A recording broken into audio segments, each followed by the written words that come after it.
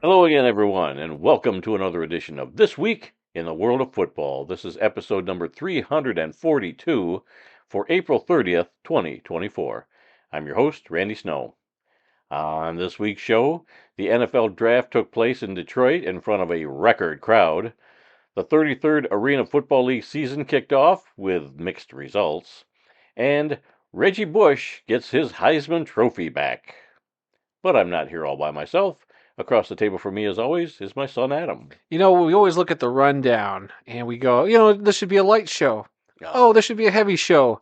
I'm going to tell you right now, this is going to be the quadruple stuffed Oreo of World of Football podcast, there is everybody. so There's so much much on stuff this to rundown. talk about that's going on in the last week between the Arena Football League and the NFL Draft and just everything else. So if we don't get to So many all the things. stories or all the draft picks, we apologize in advance. Yeah, We're going to try to hit as much as we can, right. We're but gonna also hit the deliver everything highlights. in a reasonable amount of time because we Right. got stuff to get back to. You guys got stuff to get back to. We can't just be here all day as We much as we would enjoy that. we want to keep this to an hour, and if you're listening to this or watching it, you already know how long it's going to Right. be. We don't know, so let's just get into it and see how long this takes. We're going to try and keep it to an hour or so. All right, which means we both have to, don't go off into the Right. weeds too much. Right.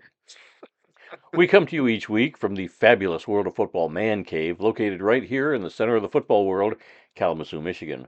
We're here to promote the game of football in all its many forms, past, present, and future.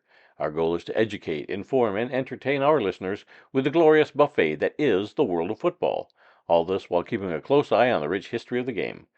Thanks for checking out our podcast. We'd love to get your feedback on one of our many platforms: Apple Podcasts, SoundCloud, TuneIn, Spotify, iHeartRadio, and Amazon Music. So you can simply ask your Alexa device to play the World of Football podcast. We also have timestamps down in the description of both the podcast and many of our YouTube videos, so you can go right to the topics you really want to listen to. You can also find our podcast in its full audio form on our YouTube channel.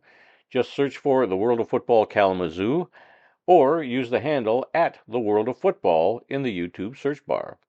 You will find many other selected videos on our YouTube channel, like a video that we did about our interview with John Steffenhagen, the great grandson of Leo Lyons, a founding member of the NFL. A very good interview, by the way. Yep.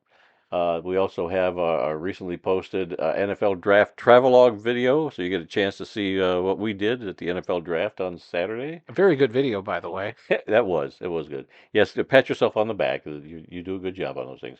And two episodes of Just Lying Around, the pre and post draft episodes, as well as a new short about Kyle and his cat Frederick. Yup. That was fun to put together. I mean, that was fun to experience. Yeah, you love embarrassing people. If it's not me, it's Kyle, or it's going to be somebody else. Hey, if So. I did something embarrassing, there'd be shorts of me being embarrassing. Yeah. You guys are just, this is why I keep you around. Didn't you do a short of Aaron too when he swore on the podcast and you had to bleep it out? Because that was the first ever swear word on Yeah, on our yeah. So platform. yeah, you love to find fault with everybody else, but never yourself. You know what? This is called the power of being the editor. Uh-huh.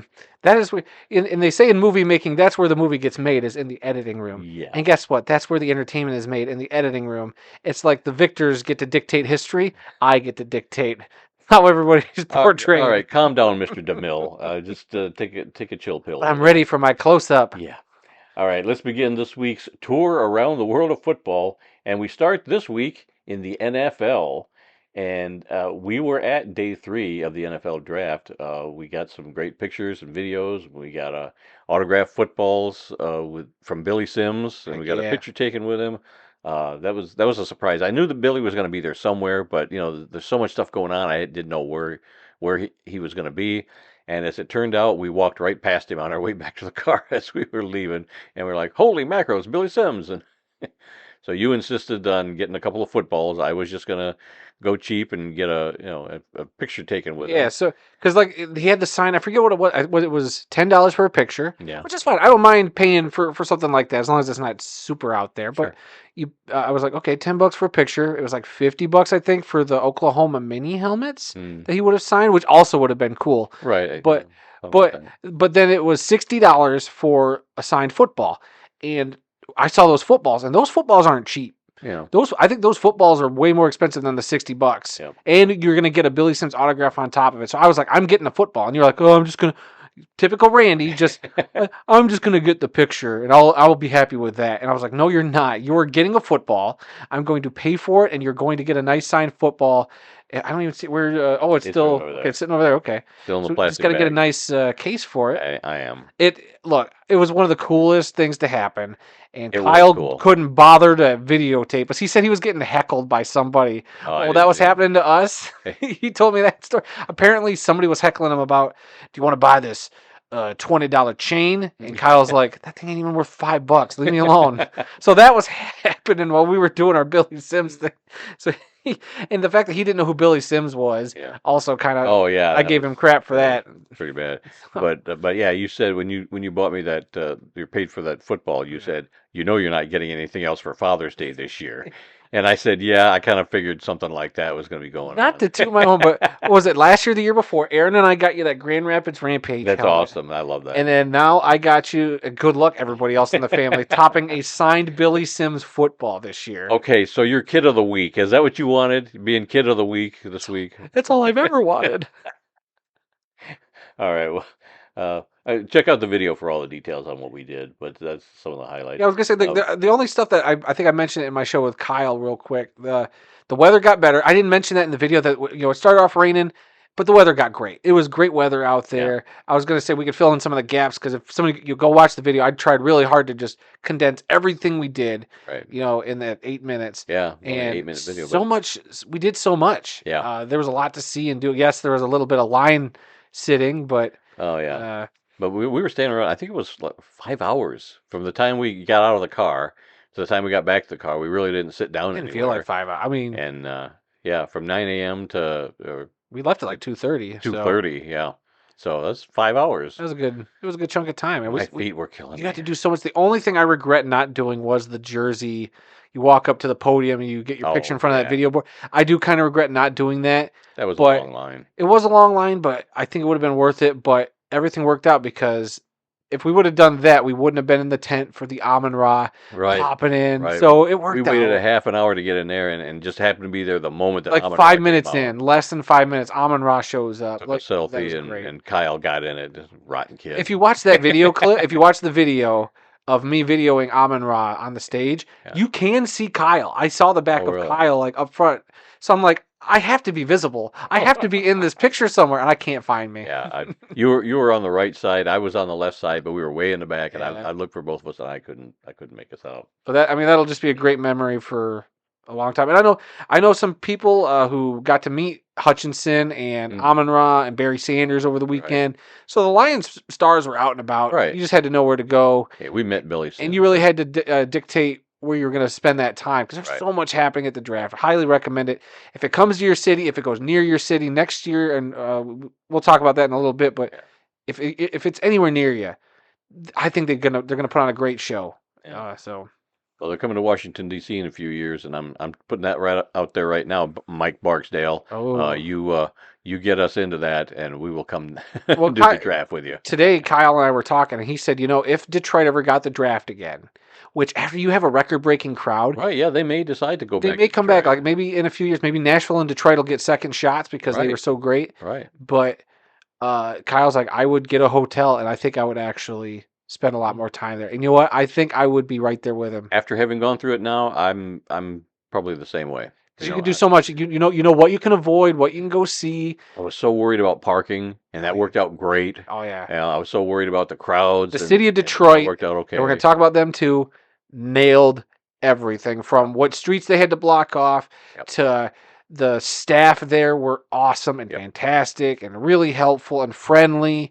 Yeah, anytime we stopped and started looking around, there was somebody right there to say, "Do you need some help? Do you Can I need some help help, you sir?" find somebody if we're finding where you need to go?" And we're like, "Well, we're looking for this entrance." They said, "Well, you're actually closer to entrance 2, so if you And need to do then- that," and that worked out great. And one last thing, and we can move on. The police presence, it made you Yep. feel safe. Yep. While it did seem like there was quite a few cops everywhere, it didn't make me feel like something, I felt perfectly safe. Right. And it was great. The only thing that they needed more of was maybe some more Porta Johns, but But if you knew where to Yeah. go, there were plenty. But there were certain areas where you was like, you could use a few porta johns over here, but Yeah, whatever. most of them were outside of the actual event itself. Yeah, I thought there'd be a ton inside, but I guess they didn't want to right. sully that with a bunch of I porta guess yeah, johns. yeah. I guess that scene of all the fans getting smushed together there in that plaza would be a little hampered by a bunch of porta johns. Yeah. All right. All right, so like what we were saying, NFL draft in Detroit, the Bears selected quarterback Caleb Williams from USC with the first overall pick. This was Thursday night. Not a shocker. Three quarterbacks were taken with the first three picks, four quarterbacks in the first eight picks, five quarterbacks in the first 10 picks, six quarterbacks in the first 12 picks. So half of the first 12 were all quarterbacks. And that's the most quarterbacks in the first round in Yeah, a few years. I think so. Yeah, 14 straight offensive players to start the draft. It That wasn't was until crazy. 15th of the That defensive was player. the Yeah. domino effect, I think, for teams like Detroit to capitalize Right, on getting some good right, defensive players because 14 offensive players went. So that meant that the pool of great defensive guys were there for right. teams on the back half of the draft, Right. of the So first instead of round. like we wound up picking on 24, so that'd only be like top the 10th pick, Right. for defensive players, and that's what we wanted was defense. And if you think about it, by pick 15, when it was the Colts' turn, it was like they got the second best player in the draft, Hmm. or at least you got the best defensive player in the draft supposedly Yeah. at pick 15 Mhm. because of that offensive run. Yep. That's where the draft and all the mock stuff. It's like I don't listen to the mock I know drafts. They're, I they're don't either. so ridiculous. I mean, unless you're Peter Schrager, he's usually pretty accurate with his stuff. But yeah, I try not to listen to the mocks, but I think your team did good when they're aggressive and they move up to get guys. Yeah, So and every year, you basically know that the first pick, everybody's pretty sure who's going to be the first pick. Maybe the second, maybe the third. After that, it's a crapshoot. yeah. The other I feel like the 250. first four picks were exactly the way we thought. Because with Harrison Jr. going to the Cardinals at 4, Right. and then at 5, I think that's where things started to kind of go like, oh, that's where they're going. And then definitely we'll talk about pick number 8 here in a little bit, but I'll let you keep going I through know. your script. Yeah, no, that's you inserted that. Oh, there we go. So it's right here. What the heck were the Falcons thinking, taking Washington quarterback Michael Penix with the number 8 pick when they just signed Kirk Cousins Kirk to that Cousins? big guaranteed And they contract. didn't tell him about it. And apparently they didn't tell the owner either. Did you see that clip? I heard about the clip. I didn't actually see it, Oh but man, I heard that they were he trying to was explain to him what they were doing, and he's like, "What befuddled. in the world?" And hearing some of their talk after the draft or a couple days later, they were saying, we're never, with Kurt, we think we're going to be really good, so we're never going to sniff a number 8 pick for a while because we're going to be good now with Kurt. So here's our chance to get a top-notch quarterback for the future. So I could maybe I see that I what you're got it. thinking, It was but right away. Everybody was like, "Is this the Aaron Rodgers thing?" Or yeah, when Aaron Rodgers sat behind Favre, when Jordan Love sat behind Aaron Rodgers. yeah, I get it. And you want to know something? As crazy as I think that pick was, because I think they could have addressed some other needs yeah. to really make the Falcons, more of a contender this upcoming season. Because there were a few guys away, but then you waste it on a quarterback. I won't say waste, because I think the strategy of letting a quarterback sit and learn as opposed to just throwing him to the flames. Hmm. I won't say it's a proven method, but it is a better method for young quarterbacks to have a sustainable career in the NFL.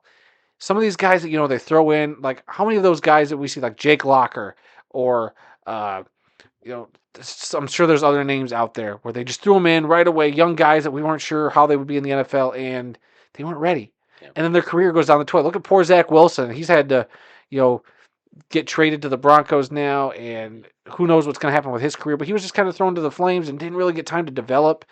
So I don't know. I think there's something to be said there. And Penix seemed like the most ready NFL quarterback of a lot of Right, those yeah, guys. he was a little older A than little the rest. older, maybe a little more experienced, and I felt like that would have translated really well. So now you're going to send him for at least 2 years because of that Kirk Cousins contract. Yeah. So I don't know. It's just a really interesting situation. We'll see if the gamble pays off. It's a bold strategy, Cotton. We'll have to see if this pays off. There it is. I set you up for that one. All right, in the second round, defensive lineman Marshawn Nealand from right here in Kalamazoo, Western Michigan University, was selected by the Dallas Cowboys with the 56th overall pick in the draft. Uh, I love it when some of our Broncos Yep. players It's from always great. Kalamazoo wind up in the NFL. We've had many, and it's Yep. been more and more. It seems like every year Yep. somebody from Western is getting a shot in the first couple rounds. Yep. So we'd love to see that. Let's see. Five of the Lions' six picks all came via trade. The only one exception was their second round pick. They stood pat on that one. Yep. But every other pick they had, including the first pick, came by way of a trade with somebody. Yeah, like you put here, the Lions traded up from 29 to 24. They traded with Dallas to Right. select cornerback Tyrion Arnold from Alabama. Look, I'm not gonna lie, I wasn't, privy to who I thought the Lions were gonna pick. I was like, Right. I'd be happy if they took a defensive lineman, an offensive tackle. I trusted Brad Holmes, and the fact that he moved up to get anybody and did it four out of the, what did you Five say, out of six. five out of the six picks means there was a guy and they were maybe getting a little itchy, like, okay, you know what, maybe now is where we move up to get this guy that we Right. really want. And to me, that says something about your team. So the Eagles were the only other team I think that did more trading up. I think the Eagles did it like 9 times, moving up in this draft because they had a lot of picks. I think that's how it was. I think I heard that. Anyway, but that instills confidence in me as a fan of Brad Holmes. I already love Brad Holmes. I think he's done Right. 99% everything right. There might be one or two little things, but his aggressiveness and moving up in the draft. And can we really quickly mention the Lions draft room? Yeah. Day one, it was all business. Everybody had their suit coats on. Everybody looked nice. Day two, they all had the matching sweatshirts of, it said positional villain Mm. because last year everybody criticized him for, oh, you don't take a player there. It's all about positional value or whatever. And Brad Holmes is like, what does that even mean? Positional value. And then on day three, they all rocked the new Black Lions jerseys, but they were all number Dan 89 Dan Campbell Campbell. jerseys. Yep. And the fact that Holmes also did like every interview Yeah. staying in that jersey, Yep. I love it. That this Lions organization has become something you just can't hate now. It's like, look at them; they're having fun, Yeah. they're doing a good job, And they're winning. and they're winning.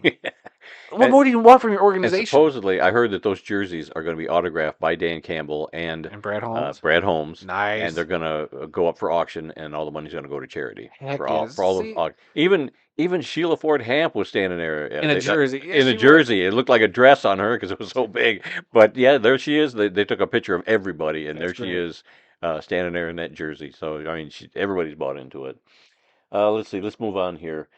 In the fourth round, the Lions picked offensive lineman Giovanni Manu. That was the one that we were there for. Yep. And he was taken from the University of British Columbia, the Thunderbirds, who we talk about when we talk Canadian college football every fall. And he's the first player ever selected from that college in the NFL draft. Heck yeah. And he was the only one that didn't have his picture up there when they Yeah. gave the pick. They show his name, they show his stats, where he's from, and they have a picture of the kid. No picture of him. I don't know why. Poor guy. I mean, it stinks, but you know what? You still got drafted in the fourth round. Right. Brad Holmes moved up to get you, Yes. so there's a lot of confidence in him. Yep. Kyle and I speculate like he might be a little bit more of a project, and it's not like they need him to Right. start right away so he can learn. He's bigger than Panay Sewell. He's huge. He's What is he? weighs more, and He's like several six inches foot taller. six, six Yeah. foot seven, 300 pounds. The dude is a monster. I can't wait to see him on the field. Even if it takes a while, even if they plug and play him every once in a while. Right. On the show, I said, "Look out, Dan Skipper. This might be the guy the Lions decide to, throw a pass Right. to." Right. So I don't know. I think that's great. Good for him. We'll see how he pans out. Yep. Let's see.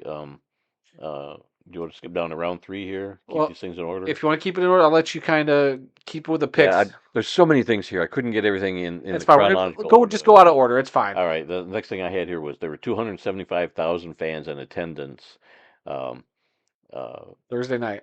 Thursday night, which is a one-day record. The previous record was set in 2018 in Nashville with 200,000.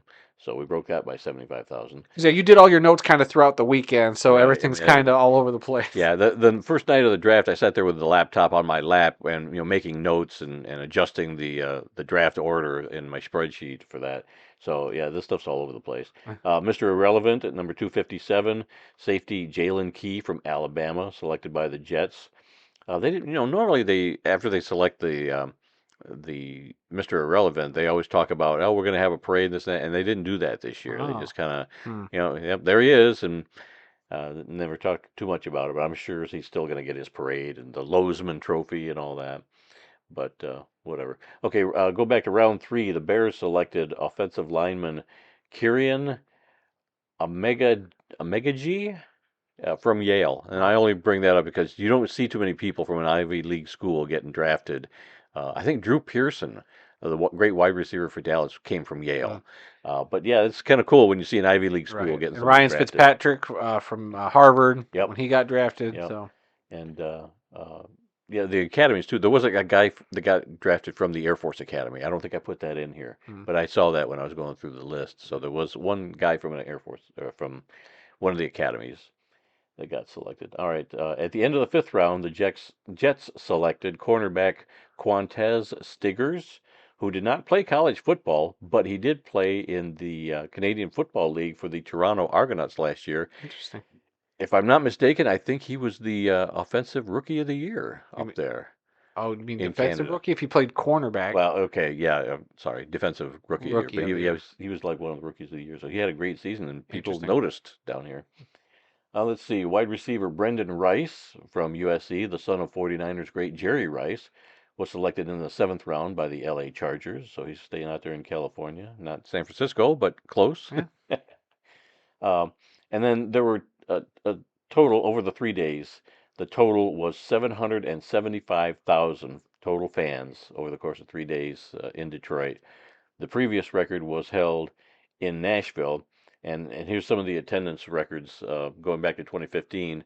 In Chicago, they had a total of 200,000. The following year, also in Chicago, 225,000. Philadelphia, 2017, 250,000. 2018 in Dallas, 200,000. 2019 in Nashville, 600,000 people I showed remember up. that. That The was pictures of that crowd from, I don't know if it was a building or where, but you could just see that whole square. There was yeah. wall to wall people. I just thought that was incredible. Um, let's see, well, yeah, 600,000. 2020 and 2021, COVID. I think at least one of those years it was in Goodell's basement. Yep. Maybe not, maybe both of them. I don't remember. Honestly, it 20, was just the one. yeah. Well, 2022 it was Las Vegas, and they had 300,000 people there. 2023, Kansas City, 312,000, and then this year, 775,000 in Detroit. Yep. So Unbelievable. good going, Detroit. I Yep. mean, those fans really showed out. And you know what? It would have been more if there weren't capacity restrictions in that area. I think Detroit could have easily have cracked. Mhm. Because when we were leaving, there were Oh, yeah. so many more, It was like a couple of fish going upstream. There was so many people going in when we were going out. It and it was was 2:30 ridiculous. in the afternoon. Yeah, The draft had already been going for 2 hours that day, yeah. and people were still showing. I think Did they just want to see Mr. Irrelevant? I don't know, but if they would have had a little bit more to the capacity, I think Detroit they could have hit 1 million. Yeah. I really honestly over the 3 days Hmm. they would have hit 1 million. It was Wow. absolutely crazy because if you saw those squares the first 2 nights, it had to have been as crazy everywhere. So if they would have opened the capacity, or if it was just slightly more, I think they could have hit the 1 mil. That would have been incredible. Hmm. Next time to try it, we'll figure it out. Yeah. So the 2025 draft next year is going to be in Green Bay. In 2026, it's going to be in Pittsburgh.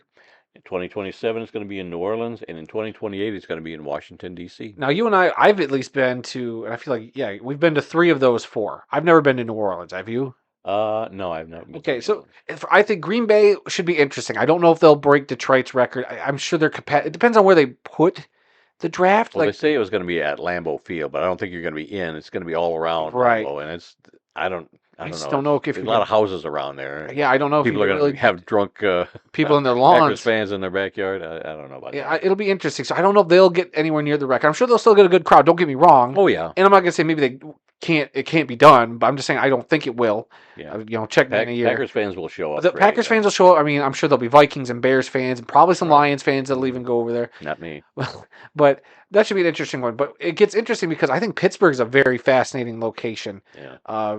for the draft because we just went to Pittsburgh last year, and I think that's a great town. I think there's a lot of things you could do, and they're going to pack that place. They got Oh yeah. it's football fever Steelers there. fans will show out too. Yeah, in New Orleans, I'm sure that'll be a party. Oh yeah. Depending on where they put it in the city, I mean, they could probably get close to doing what Detroit did, if not exceeding it. And Washington might be another one that they got a lot of good space there. I think it'll look like the Million Man March with the draft. You laugh, but that's what I keep picturing. I Yeah. picture everybody around the Washington Monument, like for the Mhm. draft is what I'm thinking, and it's gonna be crazy. Could be, could be. Just a quick little side note. We got home from the draft that night, Yeah, and I went over to your place after we got home because you were streaming the first arena football game that night. yeah, So I went over there and we watched. I watched the first half with yeah. you, I and then I watched the went whole home. game. Yeah, I was getting tired. It'd been a long day, but yeah, it was Orlando and Albany. Albany, and it was a great game in And the we'll first talk about that. half. We'll talk about that in a little bit. We'll talk about it in a bit. But I went over to your place to watch that, and then as I'm driving home, you told me, "Well, make sure you text me when you get home, so I know you Right. got home all right." Um, and and I'm flipping through the Sirius XM stations, and I go to was it Fox? It might have been Fox It was on Sports, Fox, I think. Yeah. and I'm listening to the UFL game between Birmingham and who was the other team there? I got it written down here. I'm losing my place in my notes. Birmingham and Houston. Birmingham and Houston. Yeah, so that was live on the radio. So I'm listening to that. So in that day, we went to NFL draft, watched some arena football, and I listened to a UFL game live. So that's what the world of football is all about. Blending all these things together, and we're like magnets for this stuff. It Yep. just To the chagrin of our spouses. yes, yes. It's just I love it, but not everybody else loves it. Loves Yeah. that we love it. All right. They tolerate it, I think. Yep. Other news from the NFL this past week: Lions wide receiver Amon-Ra St. Brown signed a 4-year contract extension for 120 million, with 77 million guaranteed. He's now the highest paid wide receiver in the NFL. Is that Not true? not bad for a fourth round pick. He's the highest paid. I didn't That's think what they that was said. true. That's Okay, what it well, said in some of the articles that he's okay. now the highest Says paid. that to me that was Brad Holmes thinking, playing 4D chess because guess who's got a contract coming up? Justin Jefferson, Mm. and he's going to want more than Amon-Ra St. Brown. So Uh, Brad Holmes thinking, oh, I'm going to really make the Vikings, open up the pocketbooks for their guy. Well, who knows? But then the same day they announced this other signing, offensive lineman Panay Sewell with the Lions signed a 4-year contract. Also, he didn't get as much money, 112 million dollars, but he got more guaranteed, 85 million Well of his deserved. is. Oh yeah, The first piece of both the of them. Lions rebuild, at Yes. least in terms of draft picks. He was the first draft pick under the Holmes and Campbell era. Yep. And I remember I literally just found a thing the other day where I put it on Facebook. It was like a story, and it said, "Okay, Lions fans, how are the Lions going to screw this pick up?" And 3 years later, anything but. Penei Sewell has been an absolute Right. stud. Yep. I'm really debating on getting a Sewell jersey. He's I don't get player jerseys. Yeah. And Sewell has just been that good, and to have an offensive lineman be like one of your star players, Right. he's just a great guy. He's a physical presence, and he just kind of embodies what the Lions want out of their guys. Mhm. Like he's just so intense looking when he's on the field, and he does everything. He's so stinking good. Deserved it. Highest paid offensive lineman in football now. This kid is special. Yeah.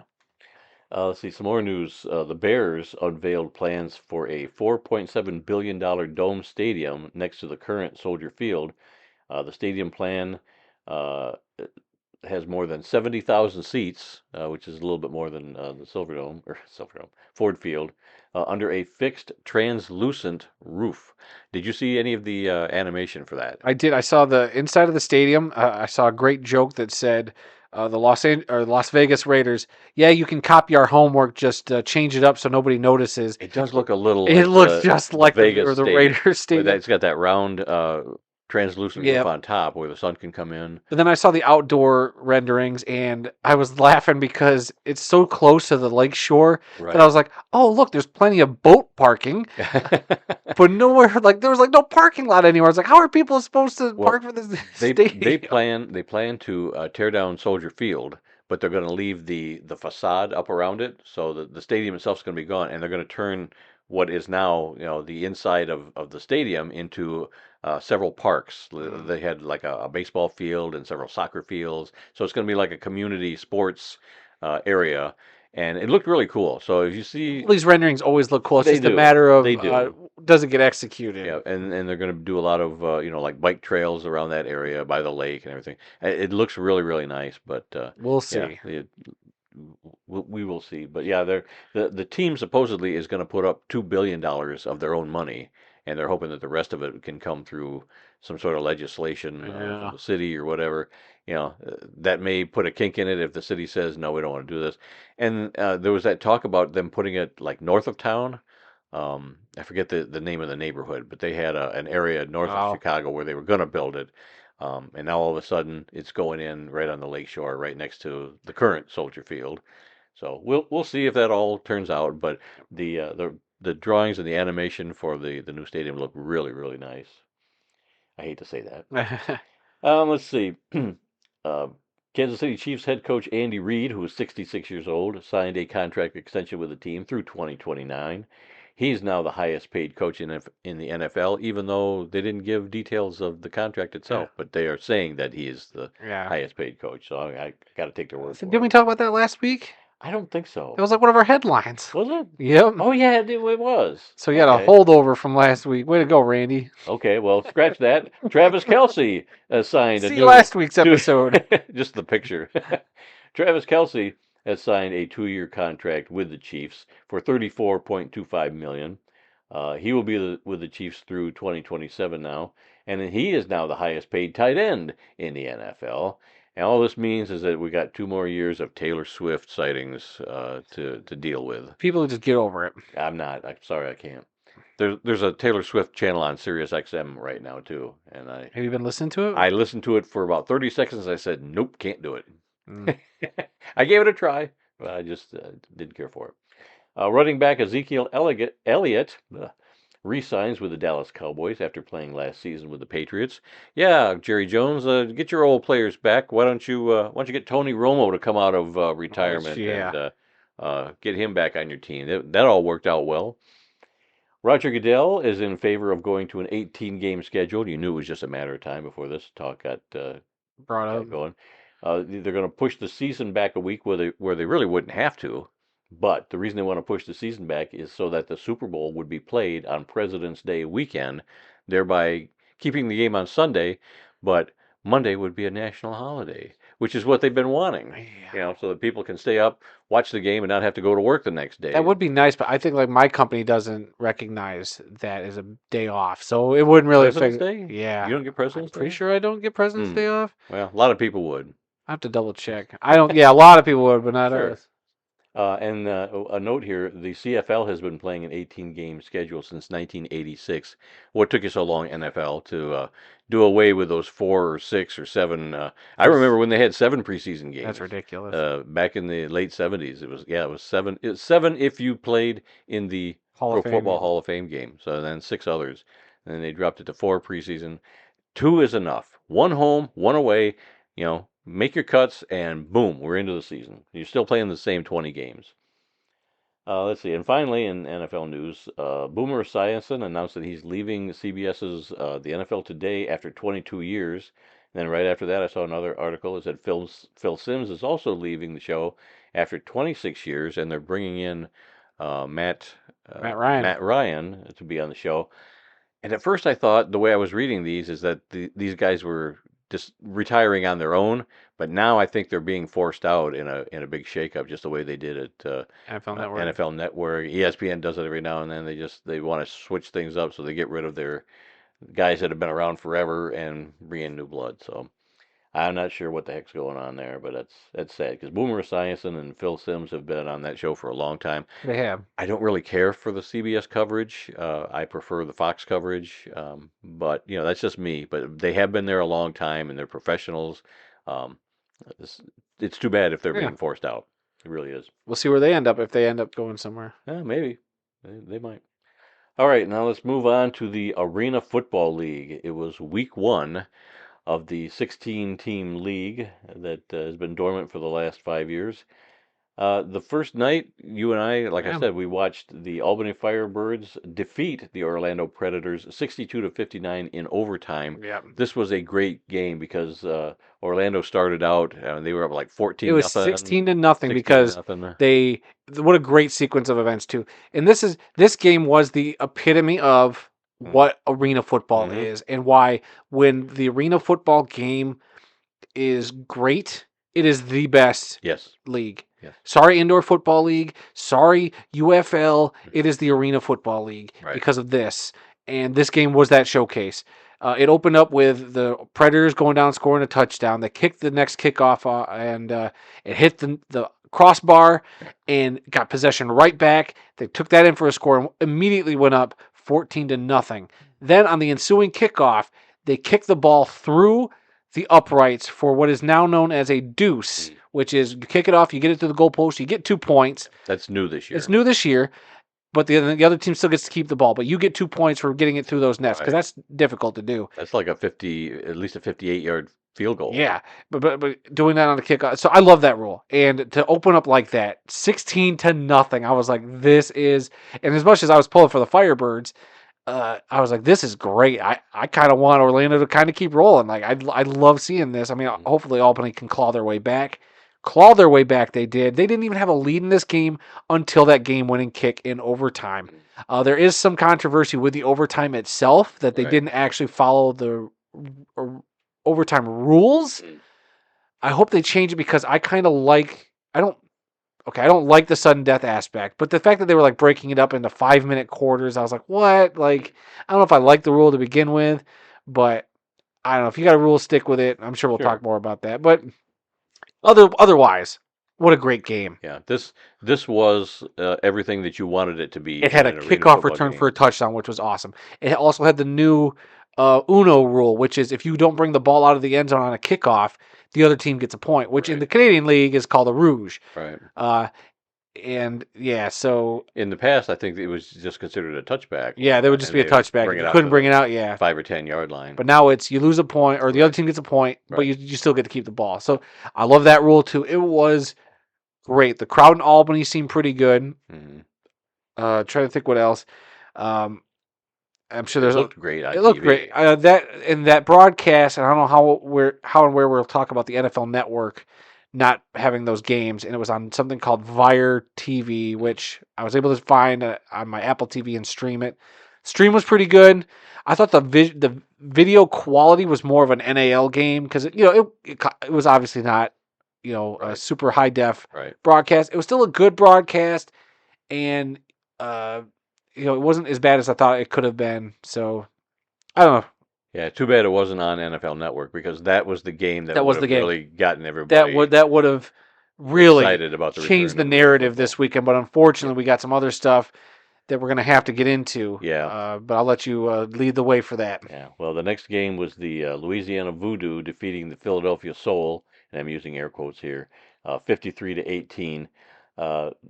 We know that the Voodoo just moved to a new arena the week before, a week ago. Yep. So they didn't have time. They couldn't get a decent agreement with the old arena. I guess that's a whole mess. Details aren't real clear. And then the Philadelphia Soul, supposedly their players, they were giving them only a one-way ticket to the game, and a lot of them were complaining about that. And next thing you know, they're all getting pink slips.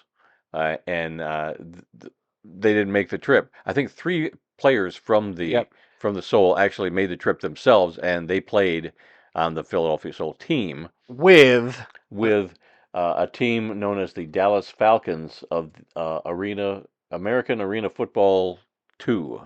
Yeah. So what a catastrophe that game was, and the fact that.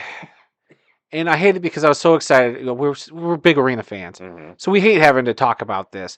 But yeah, they signed this other ball club. You can't pay your own guys. Right. You can't pay their we'll allegedly. Right. We'll put that out there. Allegedly, because allegedly there's $25,000 worth of hotel bills racked up or whatever.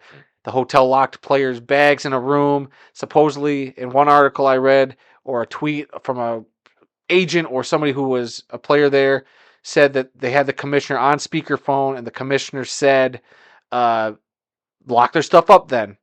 Like, okay, what in the world is happening? It was a bit of a mess. The league did take over that team a couple months ago because the ownership group fell through or whatever. Right. They're having problems with them. Yep.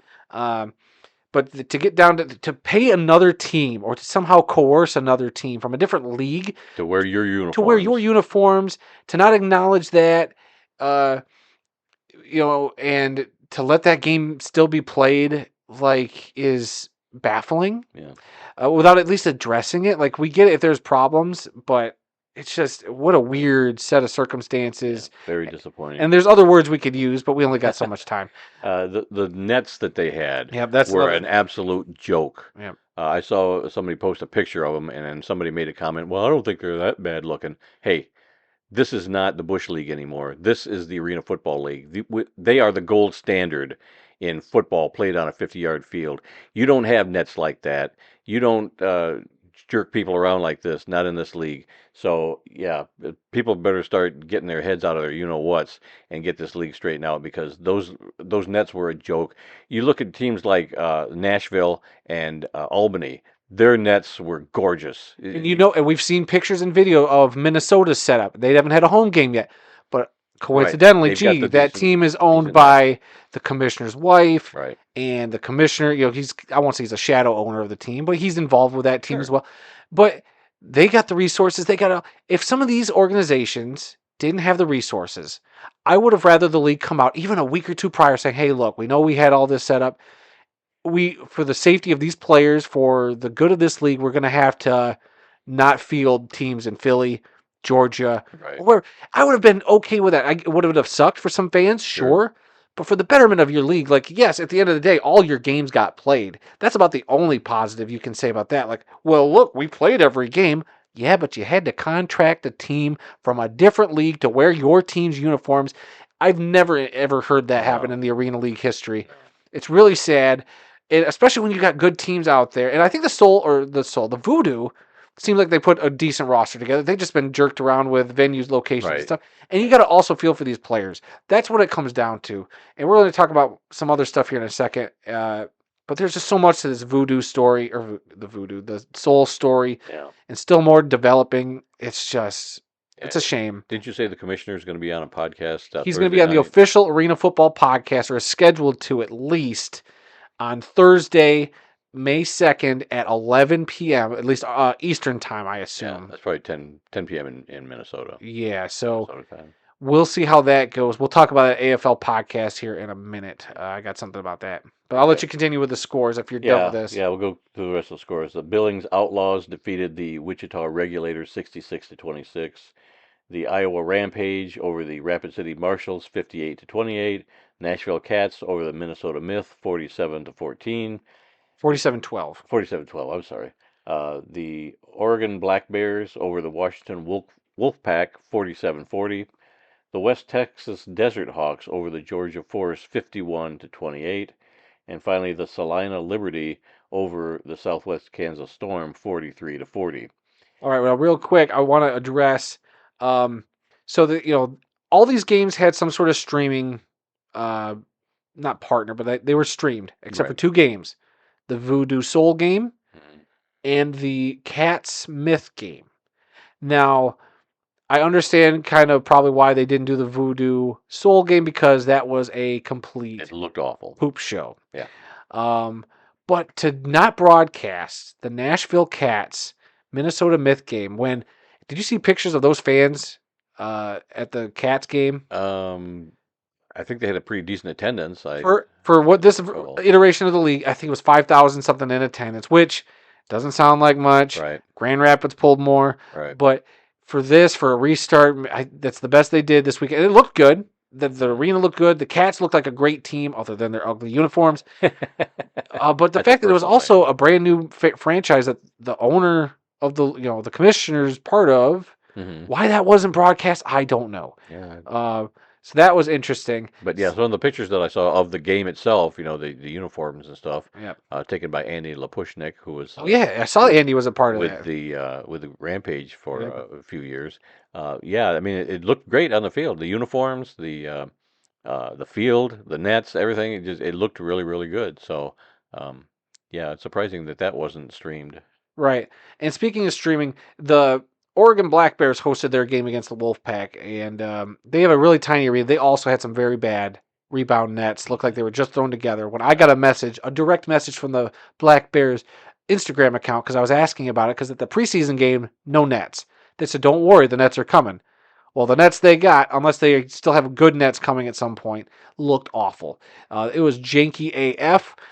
Their sideboards were put into question, and I saw that the Arena League was interviewing, I think it was the owner of the Black Bears or somebody involved with the Black Bears last night, and that clip went around, and now that podcast is no longer available on the Arena Football Podcasts YouTube channel. Wow. That was taken down probably for some of those comments because this individual, like I said, I can't remember the name because I didn't catch the stream. I wanted to listen to it today at work, and it was gone.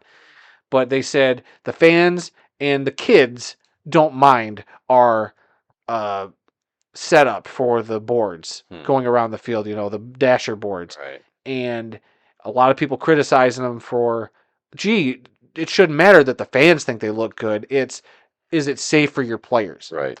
That's the big question here. It looks like it was thrown together. That whole arena just looks like it was too small for arena football. I'm sorry. Yeah. Some of these arenas nothing against those fans, nothing against that organization. Small, compared to what the Arena Football League is used to. 10, 15,000. And don't get me wrong. Like, look at Billings had a good turnout for being a small. They have a good support group there. Right. I thought Rapid City had a decent crowd, and they did everything right. They got the rebound nets up, and they looked fine.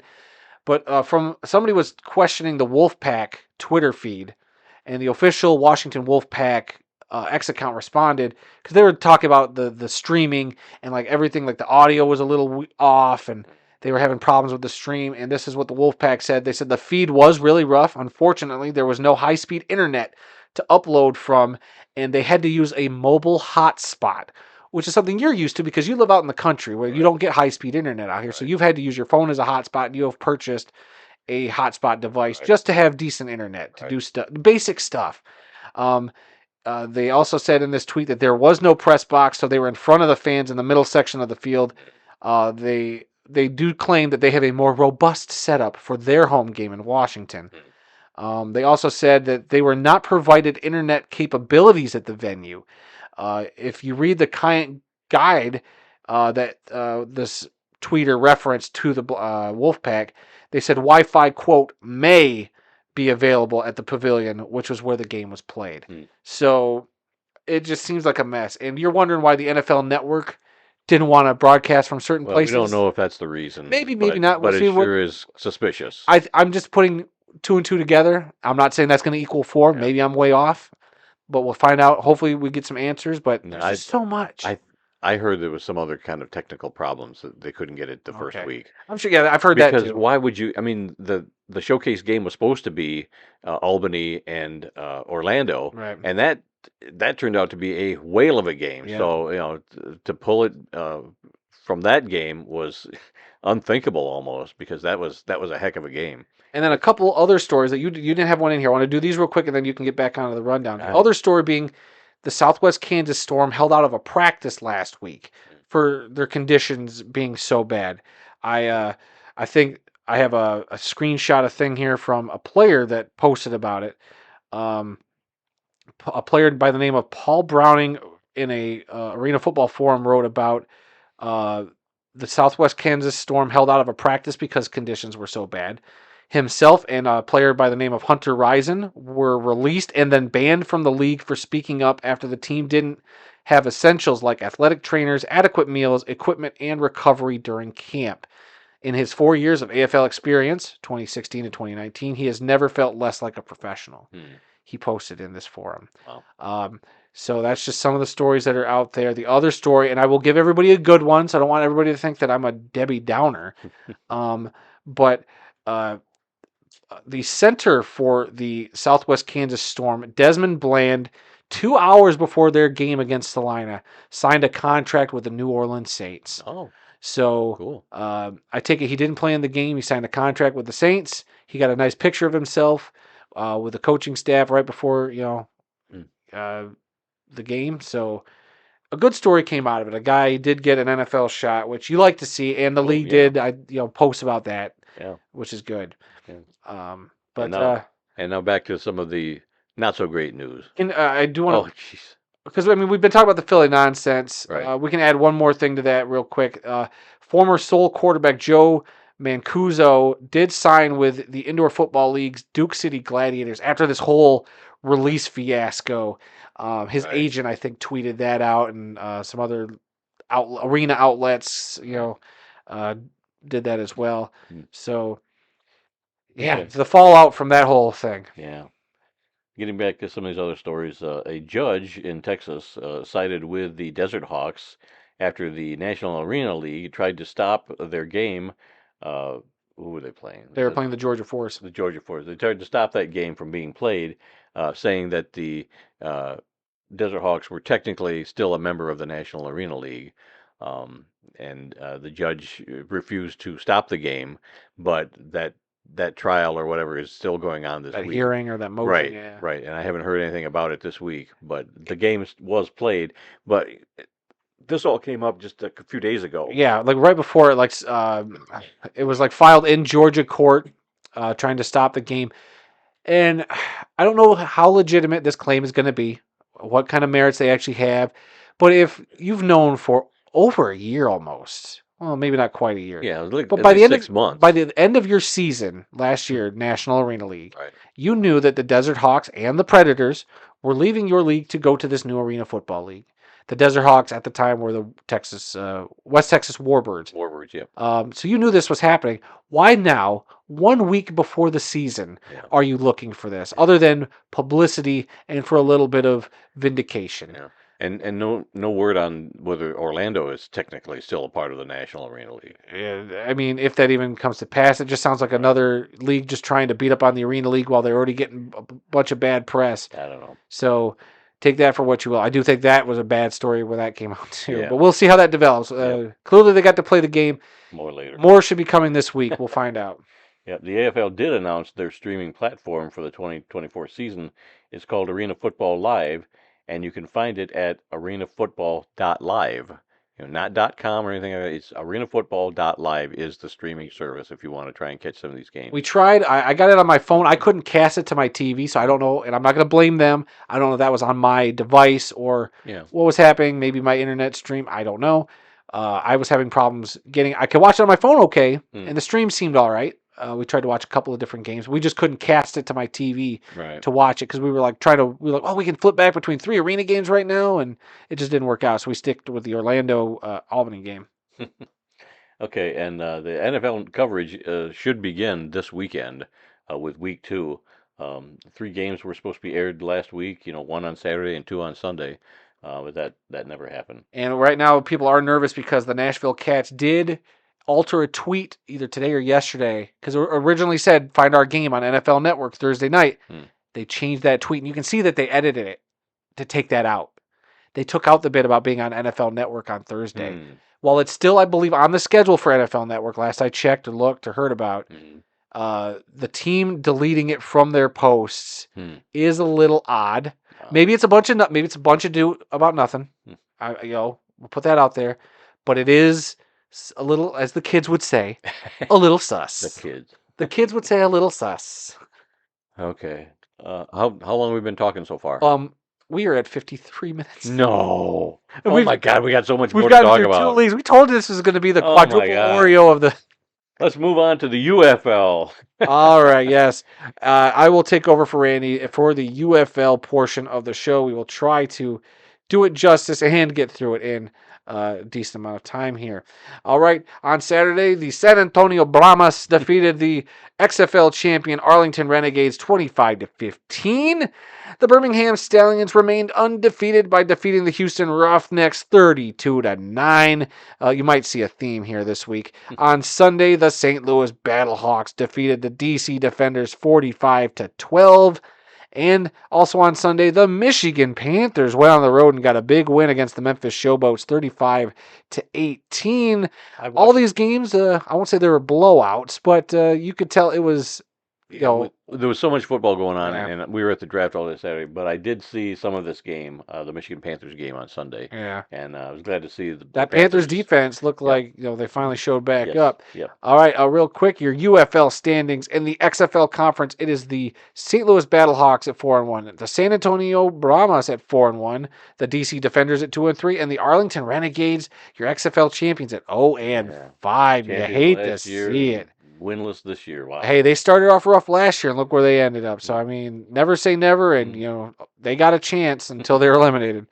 Then in the USFL Conference, your undefeated two-time USFL champion Birmingham Stallions sit at 5-0. Our beloved Michigan Panthers sit at 3-2. The Memphis Showboats and Houston Roughnecks both sit at 1-4. And then we're going to throw it over to Randy, who's going to now talk about the Indoor Football League. Yes, there were two games on Friday night, which saw the Green Bay Blizzard defeat the Iowa Barnstormers 40-33. The San Antonio Gunslingers defeated the Frisco Fighters 54-52 in a real close game. And then there were three games on Saturday, starting with the Vegas Nighthawks over the Duke City Gladiators 42-27. The Massachusetts Pirates defeated the Sioux Falls Storm 43-38, and the Northern Arizona Wranglers defeated the Tucson Sugar Skulls 34-31 in another close game.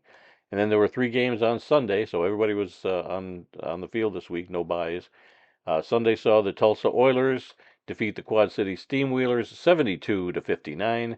The Arizona Rattlers defeated the Jacksonville Sharks 55-35, and the Bay Area Panthers over the San Diego Strikeforce 33-32 in an extremely close game. But there was some controversy in this game where a fight broke out in the stands between the families of two of the players on the field, and five players from the teams went up into the stands to try and break things up. They didn't fight with anybody, but they did go up into the stands, and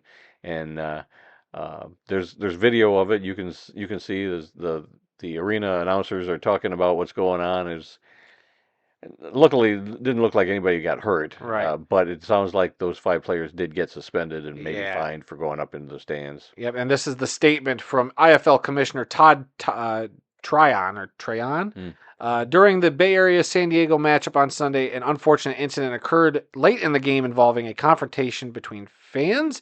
Several players intervened to defuse the situation. As noble a gesture as this may be, it is imperative to emphasize that under zero circumstances can players enter the stands. Consequently, appropriate fines and suspensions have been issued to those involved. Maintaining a family-friendly atmosphere is paramount to the IFL, and while this isolated incident is regrettable, it will not deter the IFL and its member teams from upholding our commitment to providing such an environment. So, at least that commissioner got out and talked about it. Nice to see a commissioner of a league address something bad that happened in his league. Oof. I mean, at least in a more timely fashion. Sure. Sure. I get wanting to put together the right statement and making sure get all your facts and maybe and all that. And to the other commissioners out there, maybe we'll find out and we'll be okay, we can accept that. But it does, perception is everything. Right. And right now, I mean, the IFL has proven, and I will continue to say, as much as I love the Arena Football League, its history, and it was at one point the gold standard, it is no longer. The IFL is currently the gold standard for indoor/arena football. It is the best league. It has been well run for the most part. I mean, they'll have a little bit of an issue like this once in a blue moon, but it's not. They're on more of a solid footing. Because they've been around for quite. They have been around for quite some time. And the Arena Football League, as much as we love them, and we hope that they're going to get back on their feet soon and become the gold standard again, like they have been for many, many years, 33 years. It might take a little time to get this new 3.0 version on solid ground. But yeah, so seeing that statement from that commissioner, I was like, all right, you got out the next day. It was like the next day that statement came out. So. Yep. All right, so let's talk about the standings in the IFL. In the East, it's the Massachusetts Pirates at 5-1, Frisco Fighters and Green Bay Blizzard at 4-1, Tulsa Oilers at 3-2, Quad City Steamwheelers at 2-3, and then three teams winless: 0-5, the Iowa Barnstormers, Jacksonville Sharks, and the Sioux Falls Storm, all at the bottom of the East Division. In the West, the Bay Area Panthers and the Vegas Nighthawks are undefeated at 5-0. Northern Arizona Wranglers at 4-1, San Diego Strikeforce 3-2, Arizona Rattlers 3-3, San Antonio Gunslingers 2-3, Tucson Sugar Skulls 1-4, and the Duke City Gladiators at 0-5. So that's four teams at 0-5. Are any of those teams going to play each other, start getting some wins? I don't know. We'll see. We'll see how the schedule turns out. Yep. All right, now we're going to move on to the AIF, or American Indoor Football, where it was Week 7 in their league this past weekend, they had 5 teams. Uh, so there was only 2 games, one team on bye. The Columbus Lions defeated the Harrisburg Stampede 42-34, and the Corpus Christi Tritons defeated the Amarillo Venom 48-34. On bye this week in the AIF, the Cedar Rapids River Kings. Uh, the website for the AIF had the first game. I don't know if it was the Columbus Lions game. They had that on their website right away. This other game, they never posted, at least the last time I looked yesterday, they never posted the score. And I actually had to do a lot of searching to find the final score. I finally found a local TV station in Corpus Christi or Amarillo, wherever the game was played, that actually had coverage of the game. So that's where I got the score from. So Uh, um, uh, try and do a little bit better there, AIF, getting your scores out there where people can find them, All right. if And nothing else. yeah, and looking at your AIF standings, the Columbus Lions and Corpus Christi Tritons sit at 4-0. I'm sure they gotta go head to head at some point. Hmm. The Harrisburg Stampede at 1-2. The Cedar Rapids River Kings 0-2. Yet they got another bye. That's interesting. And then the Amarillo Venom sit at 0-4. All right, we're going to go to the National Arena League now, Week 7. On Saturday, it was the Idaho Horsemen over the Oklahoma Flying Aces, 49-36. And on Sunday, it was the Carolina Cobras over the Sioux City Bandits, 55-24. On bye this week, it was the Colorado Spartans and the Omaha Beef. So looking at the NAL standings, you've got the Omaha Beef at 3-0, Sioux City Bandits at 3-1, Carolina Cobras at 4-2. Colorado Spartans 1-3, along with the Idaho Horsemen at 1-3, and the Oklahoma Flying Aces in last place with an 0-3 record. All right, we're going to go down south of the border down to the LFA, where we had 4 games this week, one team on bye. We're going to start with the Leaders defeating the Black Roosters 28-14. The Mexicans defeated the Melters 44-29. The Dinos shut out the Kings 13-0.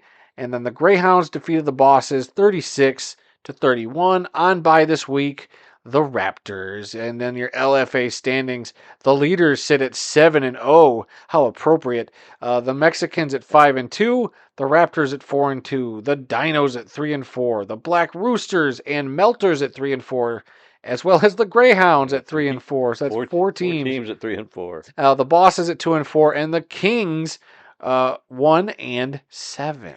Now, I looked at their standings last week, and I reported them a certain way, and they must not have updated their standings when I looked at it last week, because this week some teams had played 2 games Oh, okay. supposedly, so I had to jump up the standings a little bit. Gotcha.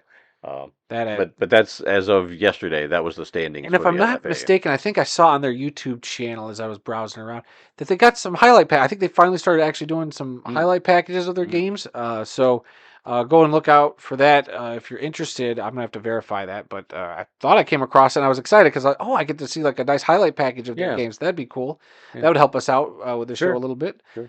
But yeah, so good for them. And I saw them. They started advertising for their championship game.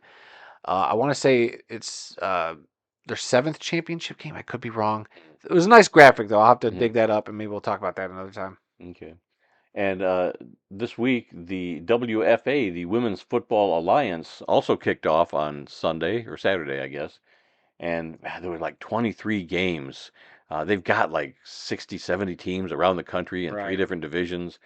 We can't do all those scores. We're over an hour now, and we can't do them all. But what we're going to do is what we do in the fall with all the college scores. We'll pick out a handful, usually 3, maybe 4, if, and report a few of them. So this week I decided to go with the Derby Dynamite, or Derby City Dynamite, Great in name. Louisville, Kentucky, shutting out the Grand Rapids Tidal Waves 62-0. Oof. And then there's a second team in Michigan.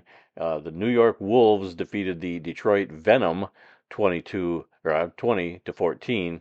And then the third score that we have this week is the Pittsburgh Passion over the Alabama Fire 36-7. And when we were in Pittsburgh, we got to meet the owner and the head coach, former quarterback of the Passion. So Right. So that's why I picked them out. So we'll have some different scores every week. Yeah, because I saw who was it? The Boston Renegades. They are the Yes, like 5-time defending yes, champions or yes. something. They blew out whoever they played. I can't remember the team at the top of my head. I remember seeing that score pop up on social media, like 50 something to nothing. I was like, Yeah. oh boy, they're Oh, back. yeah. No, there was one game that was 77-2 or Ooh, 77-3, and it involved the Snow Leopards. I can't remember what the name of the city, but there was a team called the Snow Leopards out there. So I was going to use that one, but these are the three I went with this week. We'll feature, maybe we'll do some more, and hopefully by the end of their season, we'll have mentioned everybody at one time or hopefully. another. So Yeah, you should just start keeping a checklist. yeah. There you go. All right, so let's move on to the Canadian Football League now. The big news there is that their Canadian Football League draft is tonight. I don't have the time written down here, but I I may can have probably it look that right up for around. you as you keep talking. But the Edmonton Elks have the number one pick tonight. There's going to be a total of 74 players, Canadian citizen players, selected over the course of 8 rounds. And they're also going to be doing their global draft, where they are going to select a total of 18 players from countries like Mexico, France, Italy, Germany. They have contracts with several different football leagues in these different countries, and they're going to be picking some players from them and giving them a shot in the Canadian Football League, which I think is kind of cool. So the only thing I found, it says the first 2 rounds will be broadcast on TSN. Mm, Um, and the draft begins at 6 p.m. local time, and this is from Regina. Regina Okay. broadcast, wherever that is. So that's kind of like the middle of the country. I'll bet I think it's 7 o'clock. 7 or 8 o'clock. I want to say 7 o'clock tonight, Eastern time, Yeah. for the start of the draft. And then in another story from the CFL this past week, the Edmonton Elks signed a multi-year agreement to broadcast every one of their home games in the indigenous Punjabi language on the radio. I hope I'm pronouncing that right. It looks like Punjabi. But they did this last year in one game. They did one game last year for the Elks where they broadcasted in the indigenous language, and I guess it went over so well that they're doing all of them, and they're going to do it. That's They've got awesome. a multi-year thing. They have embraced the indigenous culture. Here we call it Native Americans, but if you're in Canada, you're not a Native American. They're indigenous folks up there. So I think that's great. In fact, I wanted to see if I could check out one of their broadcasts just to see what the language sounded like. Hmm. Um, and hear the roar of the crowd. How do you say touchdown in Punjabi language? So maybe this year I'll have a chance to catch at least one of the games. Well, I'm hoping, the CFL, we always brag about them doing those great highlight packages. Hopefully somebody could do an edit with the Edmonton Elks Oh, social media team yeah, to do, like, when you see those Spanish language doing a right. touchdown play, something Oh, exciting like right. touchdown, Yep, something like that would be awesome. yep, that would be. Get on it, CFL. Get on it, Elks. I'd love to see it. Yeah. All right. In college news, Reggie Bush is going to be getting his 2005 Heisman Trophy back. It's been like 14 years since they took it away from Well, him. he got it 14. You keep doing that. He got it in 2005, Yeah. and uh, well, that's more than 14 years ago. That because 2005 is when he got it, Mhm. so that's 19 years ago that he received the Heisman. But they didn't take it away from him right away. It was a couple No, it years was it later. was a few years ago. I Right. thought, like, so he's only had been without it for like what, 5, 6, 7 years. I No, forget I think it's more than what that. The, year the did it. articles I read saw that he had it was taken away from him 14 years ago, and he's been fighting to get it back for 14 years. Anyway, Okay, regardless, he can now start attending Heisman events again. I guess he couldn't go to the draft because they'd taken it away from him, stripped him of that. Um, they took his jersey down from the USC stadium because of having being stripped of that. So now that jersey's going back up. So um, yeah, Okay, yeah, it's it's 2010. I can't. It didn't feel that long ago. Like it felt like 5 or 6 years ago. But that's 14 years ago. That's yeah. nuts. So I was right You were and right. you were wrong. Yeah, I was wrong. Okay, We that's got all that I out. want. There you go. All I wanted to hear. You You've can play made my that day clip till now. your ears bleed. I did. I didn't know. It seriously only felt like like maybe 6 years ago that happened. Yeah. But man, 2010. That's how time. Yeah, is this how you feel Right. all the time? Like, Yeah. Yeah.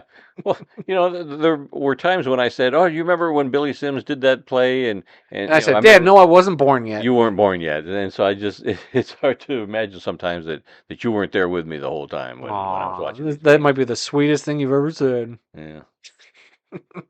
Go on, keep thinking that. Yeah. Okay. And Anything else on Reggie Bush? No, I was just looking that up. Okay. But I mean, other than, I guess my question would be then. So yes, I guess there is more to talk about. Um, what do you think about them stripping stuff like this? And anyway, like Well, it's he just clearly like won the award. it's just like Jim Thorpe. They took away his Olympic medals, saying that technically he wasn't an amateur; he was a professional because he played pro baseball under his own name, um, and eventually he got his ribbon or his medals back. So I mean, this is the same thing because everybody today is basically a pro college quarterback with all the NIL stuff, and Yeah. so they said that the landscape has changed and. Um, things are different now where that sort of thing, whatever he did, giving money to his family or what did he didn't buy his mom a house, but I forget all the details. Yeah. It was so long ago in 2010, who can remember that? But yeah, so he's at the time, maybe it was justified, but now things have changed and so he's got it back and I'm fine. I was fine when they took it away from him and I I'm fine that they gave it back To to him now. me, I've always kind of not liked the idea of taking away championships and awards because it's like, oh, I remember watching that though. I saw Hmm. like if anything happens to Michigan's title, it's like Yeah. I watched them win it. Yeah. I watched them. I know there's all this other stuff, but they were clearly still the best team on the field. Like that doesn't get taken away. Reggie Bush was clearly the best athlete in college football in 2005. Are you kidding me? Reggie Bush was everywhere back then. Even I remember that. I was only 14, 15 years old when he was Hmm. tearing it up in college. He deserved it. And to take it away, I will like he's that one blank spot for a long time for those 14 years, that blank spot of uh, no Heisman winner. It's like I remember Reggie Bush getting it. Like that's the crazy thing. It's like why would you even bother? Like it's already in our public consciousness. There's videos of it now, Right. especially nowadays. There's videos of everything. So I just think it's silly. That is one of the dumbest thing in collegiate sports is the stripping of titles and the stripping of awards. It's like we already saw it. What you're doing is dumb. If you're gonna punish him, there's got to be a different way than just taking away a trophy for an award that we know he won. Like I don't care. I And just think it's and silly. And this was long overdue. It should have been given back to him the moment they took it away. Like we just want to polish it and give it back to you. and that's why OJ still has a bust in the Pro Football Hall of Fame. All right, moving on in other college news, we talked about this last week. Yeah. Alma College from here in Michigan Going over to Scotland. went over to Scotland. I found the final score. It was Alma College over the East Kilbride Pirates in an exhibition game in Scotland, 74-3. So Man. the American Scots beat up on the Scottish Scottish Scots? Pirates. Yeah, the actual Scots people. So congratulations to Alma College. Yeah, that's pretty cool though. I'm a little surprised that it was that big of a score. Yeah, well, like I said, it was an exhibition, so Yeah. who knows? But yeah, it's a long ways to go for an exhibition Yeah. victory. All right, today's birthdays and anniversaries. Linebacker uh, Andre Bryce turns 58 today. He played his college football at Auburn.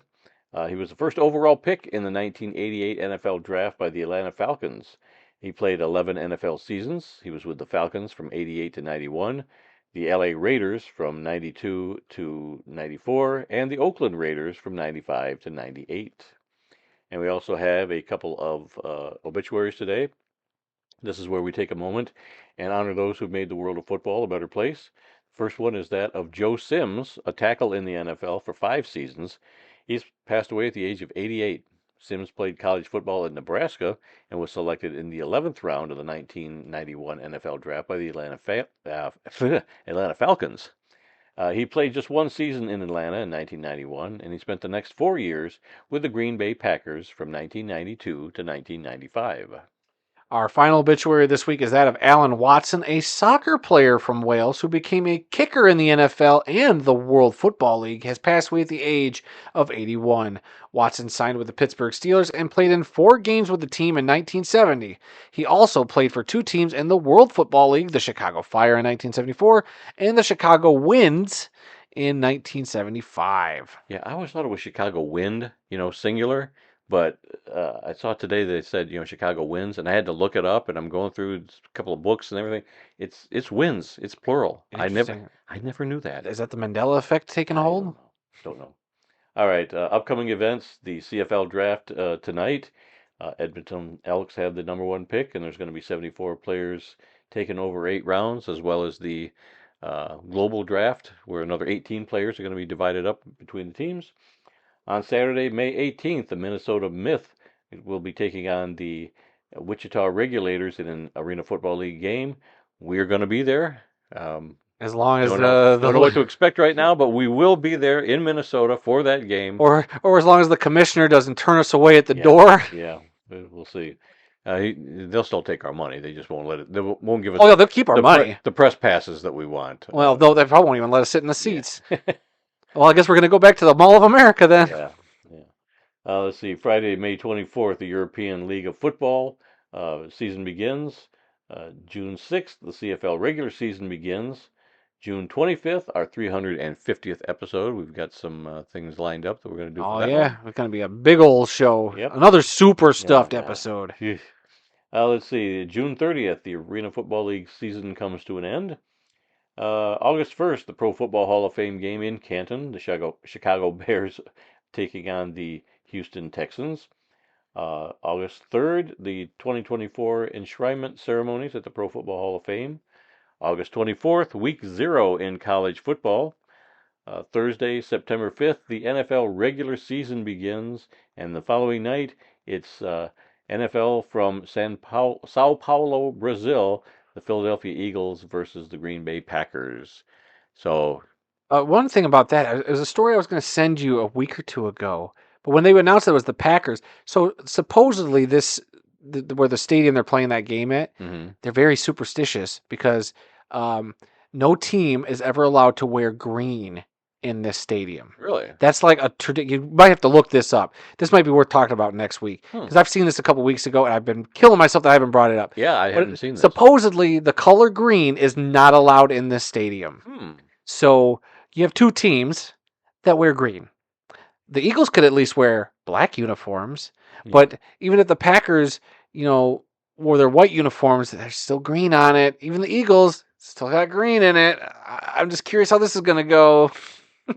Maybe they don't care because it's NFL. If Maybe. it's a soccer team, the rival soccer team. But even like fans, not supposed to wear green. I think is what I read. Again, I could be wrong. Look that up. That might be worth talking about for a little fun story. But Okay. I remember seeing that and being like, "That's interesting. I never heard of this." So, well, if we can fit it in next week on our hour-and-a-half show, we'll see what's going on. Hour and a half. That's cute. We're sitting at 2 hours right now. No, we're I'm just not. kidding.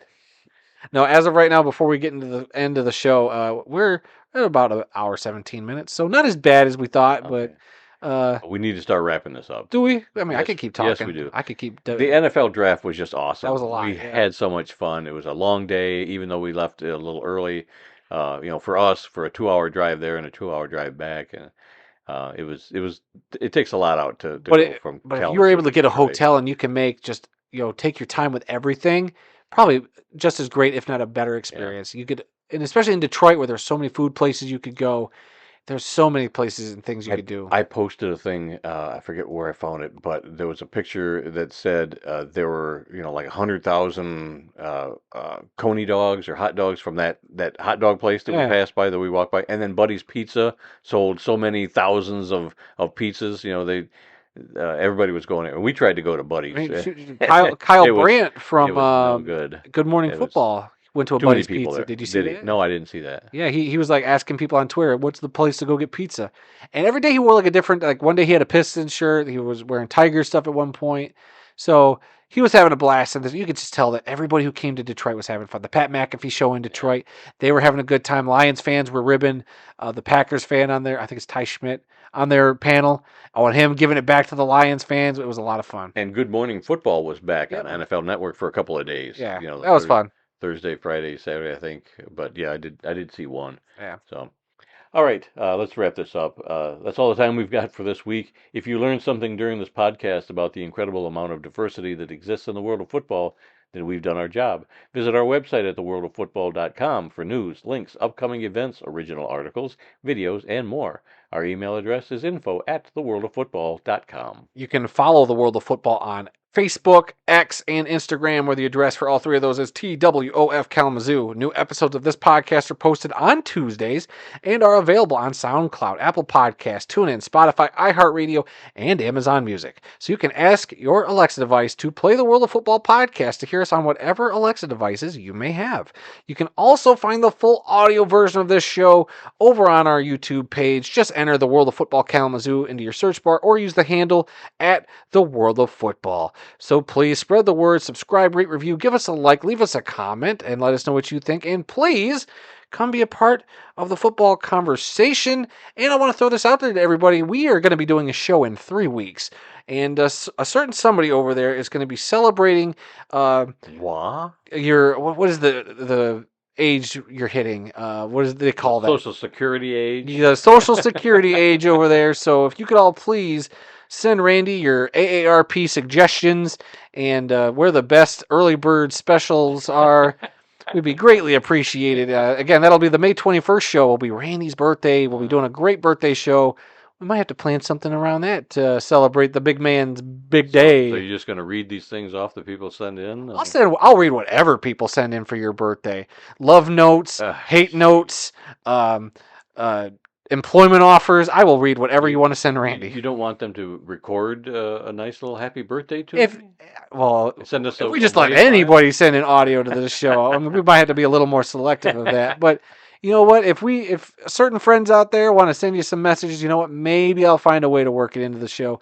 Maybe we'll have to record separately so that we can get Aaron on the show or something. You know, have two of your kids harassing you for your birthday instead of just one. We'll double the fun. So. Double the fun. There you go. We'll see about that. All right. And remember, folks, some people may love football more than we do, but nobody, and I mean nobody, loves more football than the two of us guys sitting here in Kalamazoo. Until next time, when we'll try and do a better job and maybe not take up so much time, I'm Randy Snow. And I promise I was not replaced by an AAL2 team to perform this podcast. I will see you guys next week as well.